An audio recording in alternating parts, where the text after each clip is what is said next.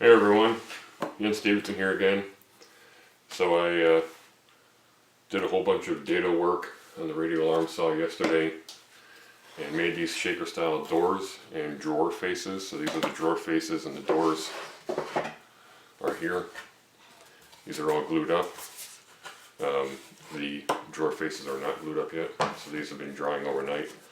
But this is exactly what you want. You want some free play in that plywood so that it doesn't, bind up when the humidity changes. But these turned out absolutely perfectly. And yeah, I definitely attribute that to my having planned everything out very carefully and to scale yesterday. So when I actually spend time and draw things out to scale and think things through, believe it or not, stuff actually turns out right first time, which is astonishing. And when I try to wing it, then I get ticked off and things go south really badly. So I need to force myself to plan things out more carefully going forward, because it really helps in the long run. So here's the basic construction. These have a 1-inch deep dado cut in them.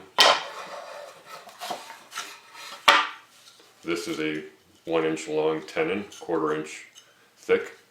The dado here is 1/4 inch. And so the fit up of that is very nice. Obviously everything sits perfectly square because my radio alarm saw is set up very nicely. And then the dado cut this way is also a 1/4 inch, but it's only a 1/2 inch deep because it's just for giving me room for the plywood here. I could have made it narrower, but I figured I'd just do a 1/2 inch anyways. So I'm going to glue these up,